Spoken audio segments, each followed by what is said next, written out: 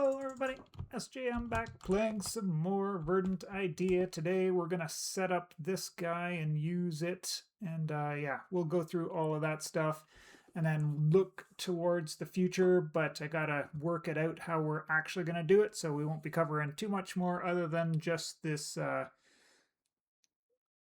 laser drilling thingamabobber machine. All right, so in the quest book here, we're going to be getting all of these automated assembly machines. So the controller, the platform, you need both an import and an export I/O unit. So you do need both of them for the setup. And typically you mostly only ever use the laser, but we're going to get the drill again, or the drill this time as well, and we'll do some upgrading to our system in case we need higher pressures down the road. I haven't looked too far ahead to see if we do or not, but we may as well complete off these rewards over here for getting these ones, just for giggles, I guess. I mean, we're going to get 20 pressure chamber valves. I don't know what we can do with 20 of those guys, but maybe we can put more of those valves on here and get air into it faster is something we can do with all of them.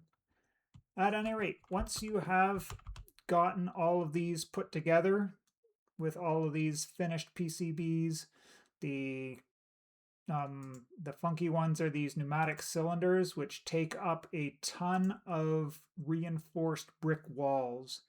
You need like 7 recipes of this, I think it was. Let's see, there's 1, 2.5, 4, 5.5, plus we need 2 of these, so yeah, 7 recipes of this cannon barrel to get all of these. Well, 7 recipes of this, because you need 10, no, 12, I think it was 12. Let's see, 2 and 6 is 8, 9, 10, 11, 12, 13, 14. Yeah, 7 recipes of this pneumatic cylinder. So I needed 7 of these cannon barrels. It is what it is. At any rate, once you've got all those things, place down your platform first in the middle so you can plan around where it goes. The only thing that can go on a diagonal is the controller portion. And then all the other pieces have to be in the cardinal directions. You can put the import and the export next to each other and have one chest for import export, but if the export from one of the functions that it's doing has another valid recipe in the system, it will pull it back out again. So instead of making an oopsie and trying to craft one thing and it ends up double crafting it, I always like to put them away from each other so we know which one is which. So then I put little labels on here so I know which one is in and out, so I don't have to look at the unit every time to know, is this the input one or is this the output one? Okay, now that we've got the logistics sorted out, and of course this assembly controller does take pressure. You don't need pressure on the other things. And I think we can hook it straight in.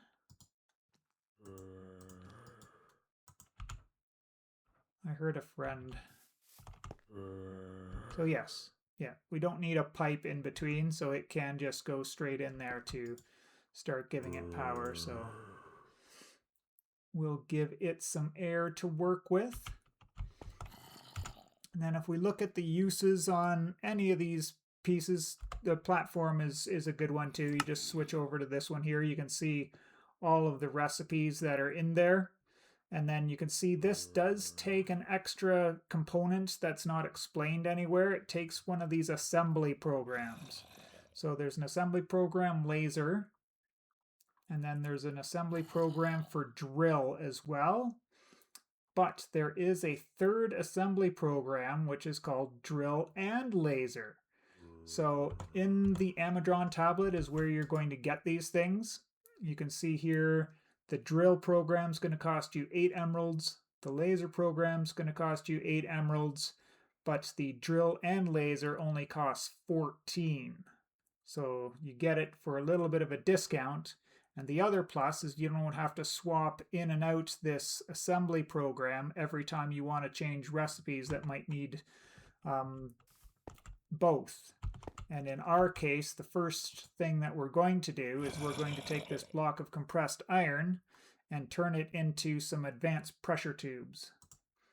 So in here we can see there's a program. If we have just the laser, we can take pressure chamber valves and turn them into the pressure tubes.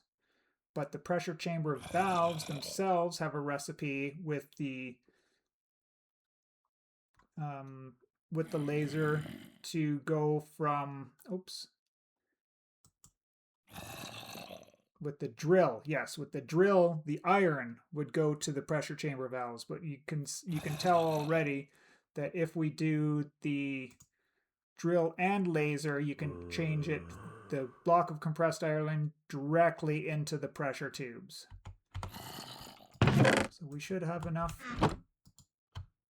juice in there now. Yeah, it's up there between 4 and 5, so we'll do that, and we can see this is going very, very slowly. I think once this gets up to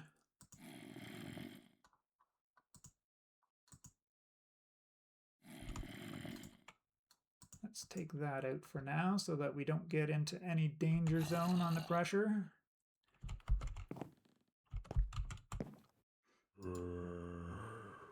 Oops. Not looking to order anything from the Amadron.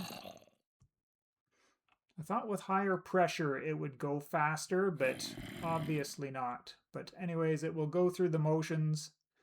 It will drill it a bit, then it will laser it a bit, and then we'll come out with the pressure tubes at the end.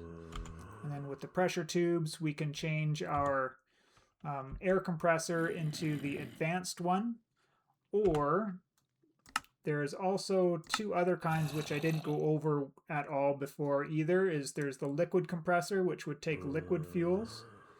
You actually have to build it before you can see what kind of liquids will go into it. And there's also one that would take RF. So if you wanted to make a compressed iron gear, a blast furnace, a couple more finished PCBs, you can get yourself the one that runs on RF and just power it with energy, which technically would be more free because we're generating all the power from the thermos and from the water wheels rather than spending coal to generate pressure. But I'm getting so much coal from my automated mystical agriculture that I don't have to worry about it. As you can see, we have completed some pressure tubes there now, so we've got some of those ready to go, and we may as well just start on these next ones. So we'll start, instead of, UV boxing and then etching these, we can just put these in the drill and they will go straight to the unassembled PCBs. And then we'll have those to move forward with. And we may as well pick this up like that. And I think we need... Nope, nothing else. So we needed more of this.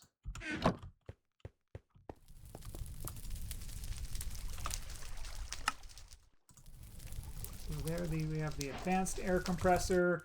And when you are working with the advanced air compressor, you definitely do want to use the advanced pressure tubes because this will generate up to 20 bars of pressure, and it will explode all of your components in between. Like anything that doesn't go past 5, you probably don't want attached to this without using safety upgrades, security upgrades in the things that are receiving more pressure than what they can handle. But what I was going to do was use it over here. No, that still doesn't go above 5.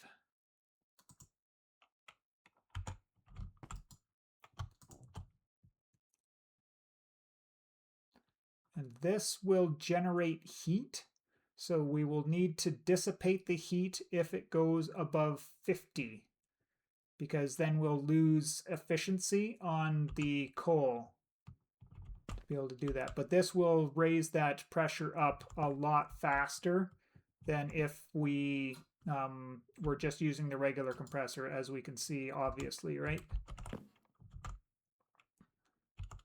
So yeah, once that gets back up to 3.5, things will start moving again. Didn't even complete the one there, so just be careful, I guess, when tearing it apart. I thought it would keep the pressure that it had in it, but I guess it had dropped down enough when I removed the air compressor that it destroyed it all.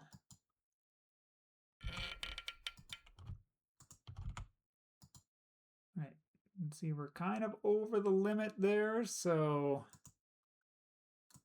it says there's no problems. But I'm just not going to risk it anymore because I don't want any of these things exploding, because those assembled PCBs are a pain in the butt to craft because you got to make all the resistors and transistors. All right, let's look forward then to the Sparking of Innovation chapter here. So in here, we're going to be making the arboreal extractor to get latex. Latex is what we're looking for. So the recipe we looked at before, it's not too hard. We're just going to make an iron gear over in our metal press because that's the only way to make it, because we don't have this machine yet. We're getting close, but we're not quite there just yet. So we got to throw our metal pressed mold on there, get one of those. But if we look at the uses on the arboreal extractor, if we attach it to a dark oak log, we're going to get sap. Spruce gives us resin. Acacia, resin. So on and so forth through all the different things. The only tree that gives us latex is rubberwood logs. So we need to get rubberwood trees. The recipe for rubberwood trees is a enchanted circle magic. So this is where I got kind of mixed up on how to do this circle magic ritual. So I'm going to have to read up in the books and do it. I'm not going to struggle with it on camera again. But we've got alder, hawthorn, and rowan saplings. We just need, and we've got the honey and slime blocks pretty easy. We just need this greenheart sapling, which is a simple ritual in the petal apothecary. So we just need the oak sapling, 3 slime balls, 2 lime petals, a seed, or the bucket, and then throwing the seed in there, and we'll get a greenheart sapling. This can also generate us slime balls, I guess, is the other way we could have been doing that. So yeah, this is slowly but surely working away on those. What did I put in there? 8 to start.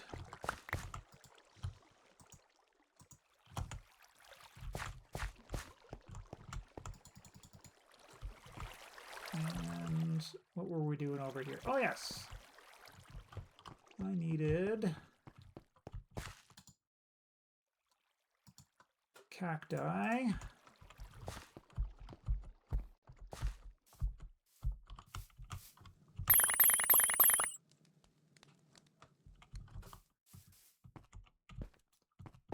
An oak sapling.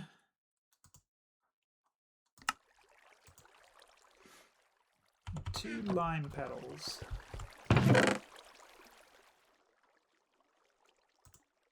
2 lime petals, oak sapling, 3 of those, oh, and the seed.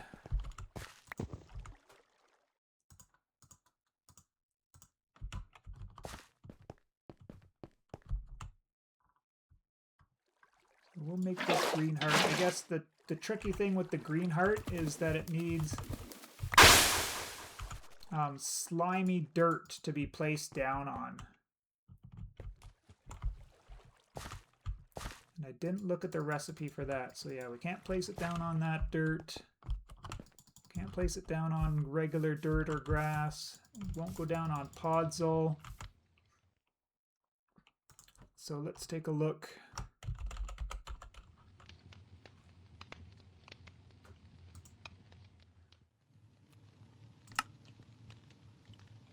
Oh, that's not too hard at all. 4 slime balls in a dirt.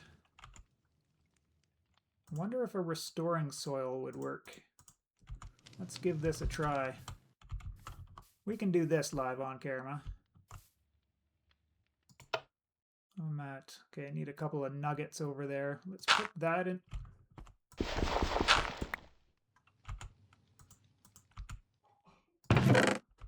So no, it won't. Oh, there it did go in there. Okay. Oops, I ran out of juice, I guess.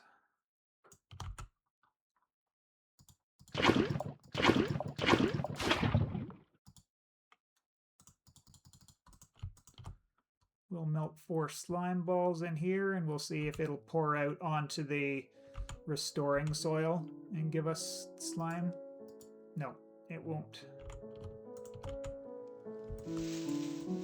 Take that one.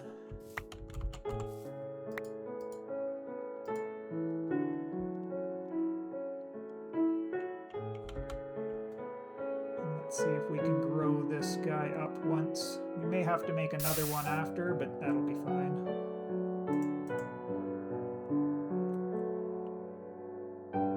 Where have I left my watering can?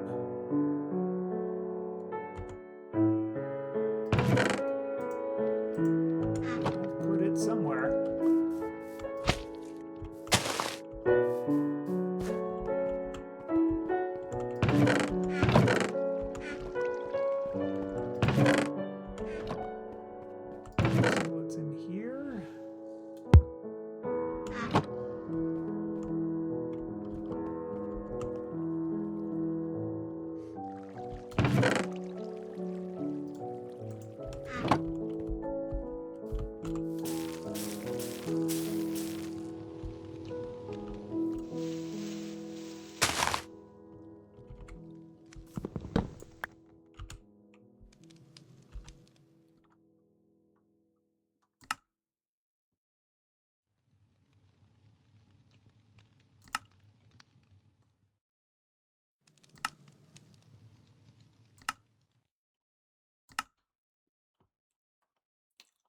Okay, we could get the slimy parts from Tinker's Construct, which I think... maybe not. I thought we'd be able to maybe make slime boots with it. But I think when these leaves decay or break, there is a chance to get slime balls from them.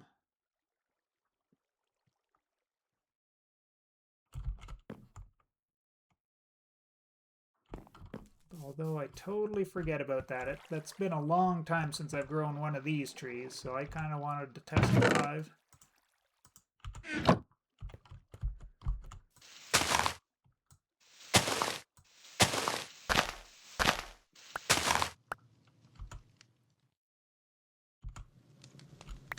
Yeah, that's just giving us the leaves back,